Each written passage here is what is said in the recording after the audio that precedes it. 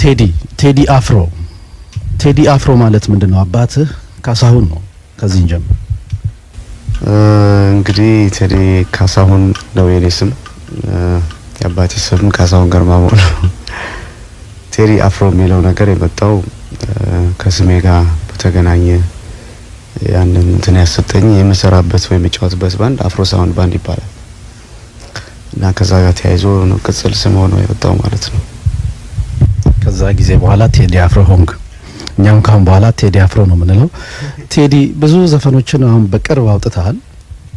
በልጅነት ለመጀመሪያ ጊዜ በኢትዮጵያ ውስጥ ትልቅ ዝናን ያተረፍክ አንተ ነህ እና በቅርቡ እንደውም እንዳዳመጥኩት ከሆነ ኢትዮጵያ ውስጥ ካሉ ዘፋኞች ትልቁን ኮንትራት አሜሪካን ሀገር ውስጥ የፈጸምከው አንተ ነህ ይላሉ። ምን ያህል እውነት ነው? እንግዲህ ደረጃ መዳቢ እስካሁን አልተቋቋመም። ተረጋግጦ የሚወራ ነገር በጣም ጥቂት። አንድ ነገር ደግሞ ለመነሻ የሆነ ምክንያት ይኖረዋል። በርግጥ የፈረምኩት ኮንትራት አለኝ ከፓልም ፒክቸር ካምፓኒ ጋር ማለት ነው። ከነሱ ጋር የምሰራው ሲዲ አለኝ እና የገንዘቡ መጠን ብዙም ኦፊሻሊ በደንብ ብዙ ያወቀው ነገር አይደለምና ያን ያህል አወዳድሮ ለመግለጽ የሚቻልበት ስለሌለ አስቸጋሪ ነው።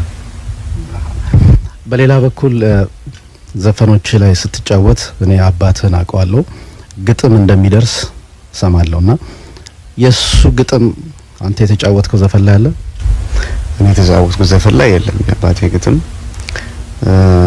አባቴ በነገራችን ላይ አቶ ካሳሁን ገርማሞ ይባላል። ጋዜጠኛ ነበረ።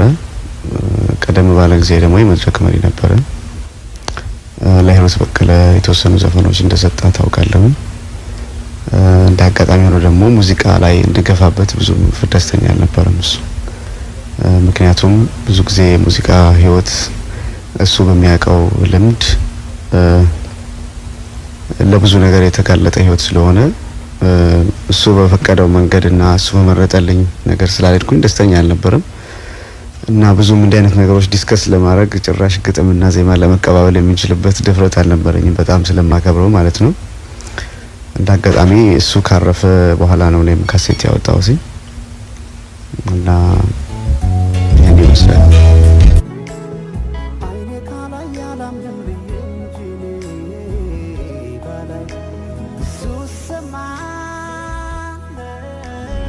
ኃይለ ሥላሴን ጠቅሳለን እና ኃይለ ሥላሴ ብዙ ጊዜ ዘፈን ላይ ስሳቸው ብዙ ቦታ ላይ የሉም። አንተ የመጀመሪያንም ምንድነው ይሄንን ያሳሰበ? ሌላው ደግሞ ኃይሌ ገብረ ሥላሴንም እንደዚሁ ጠቅሰሃል።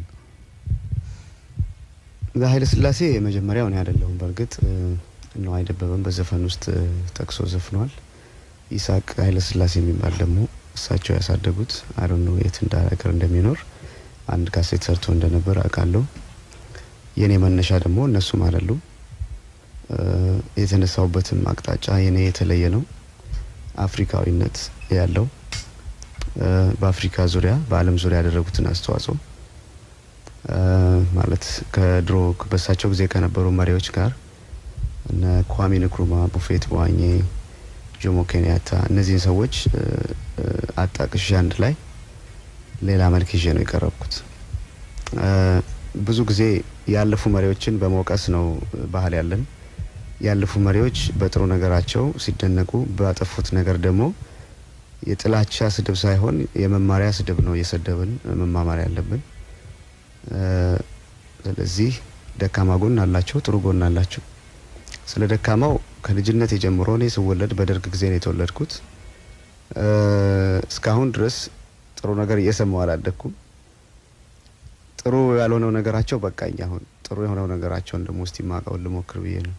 አንድ ኢትዮጵያ ውስጥ አሁን ትልቅ ችግር አለ። ኢትዮጵያ ውስጥ ብቻ ሳይሆን በተለይ በሰሜን አሜሪካም በጣም ብዙ አርቲስቶች ያጋጠማቸው ችግር አለ፣ ሲዲ በርን የማድረግ። ሁለት እዛ ላይ ደግሞ የተያያዘ ነገር አለ። አንደኛ ምንድነው የሚሉት አርቲስቶቹ ሲዲያችንን በርን እያደረጉ ይሸጣሉ ሲሉ፣ እነዛ የሚሸጡት ደግሞ ሰዎች ራሳቸው አርቲስቶች ቢሆን የሰው ዘፈን ይዘፍኑ የለም ወይ? እና እንደውም አንዳንዶቹ ሌባ ቢሰርቀው እስከማለት ደርሰዋል። አንተ እንዴት ታያለህ? እንግዲህ ይሄ አዲስ አበባም ኢትዮጵያ ውስጥ በጣም ያስቸገረ ነገር ነው። በቅድሚያ እኛ ሀገር መጀመሪያ ሙያው በደንብ መከበር ያለበት ደረጃ ላይ አልደረሰም። በደንብ ሙያው ቢከበር ኖሮ ዋጋው ቢታወቅ ማንም ሰው የማንንም ደጅ ደፍሮ እንደማይገባ ሁሉ የማንንም ስራ ማንም ሰው አይነካም ነበር።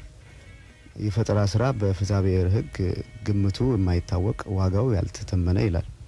አርቲስቱ አንድ ዘፈን ሰርቶ 1 ሚሊዮን ብር ነው ዋጋው ማለት ይችላል፣ መብቱ ነው። ምንም እንትን የለውም፣ ተመን የለውም እና በጣም ትልቅ ወንጀል እንደሆነ ነው የሚጠቅሰው።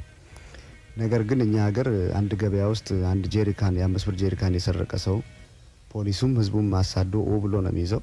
ዘፈን የሰረቀ ሰው ከረባት አርቆ ጭራሽ በቴሌቪዥን ይመጣብናል እና ይሄ በጣም በጣም የሚያሳዝን ነገር ነው። ሙያው ክቡር ነው።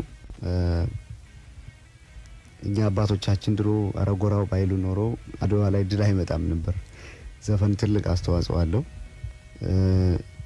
ስለዚህ ወንጀል እንደማንኛውም ወንጀል መጀመሪያ የኢትዮጵያ መንግስትም ቢሆን ይሄን ነገር ትኩረት ሊሰጠው ይገባል።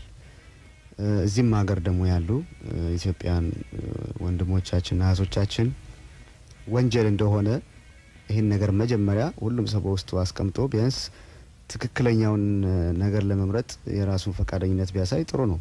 ያን ወንጀል የሚሰራ ደግሞ ሰው እርስ በርስ ይሰራረቃሉ ከሚለው መልስ ይልቅ የራስን ስራ ሰርቶ ራስን ነውረኛ ከመሆን መቆጠብ የተሻለ እንደሆነ ሁላችንም እንስማማበት ይመስለኛል። እና ይሄ በጣም አሳሳፋሪ ነገር ነው። የሰው ጃኬት መስረቅ ብቻ አይደለም ሌብነት፣ የሰው ንብረትና የሰው ፈጠራ መስረቅ ደግሞ በጣም ትልቅ ወንጀል። ጃኬት 70 ብር ነው ወይ ደግሞ 80 ብር ነው ዋጋው በተባለበት ዋጋ። የአንድ ዘፈን ዋጋ ግን አንድ ሰው አንድ ዘፈን ዘፍኖ እኮ ዓለም ቱር ሊያደርግ ይችላል።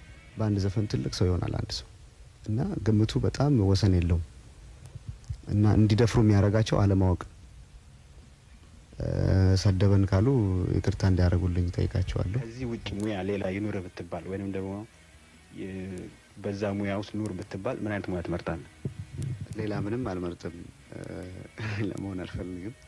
ሜቢ እዛው አርቲስት ውስጥ ሆኖ ለመቀጠል የፊልም አክተር ብሆን ደስ ይለኛል። የፊልም ስክሪፕት ምናምን ለመጻፍ ወደፊት ፕላን አለኝ። ከዛ ውጪ የሚመጡ ካሉ እናስገባለን። እኔ ግን አልሄድም።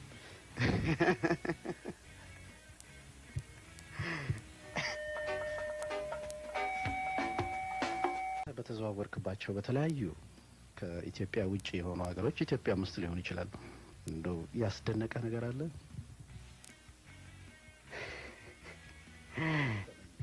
ገጠመኝ ትላንትና ነው እንደሚያስፈራ ገጠመኝ የገጠመኝ። ወደ ሾው ስንሄድ ከሰዓት ተነስቶ ሆቴል ውስጥ 20 ደረጃ ወደ ታች ወረድንና ደንግጬ ለረጅም ሰዓት ትንሽ ልቤ ይመታ ነበር።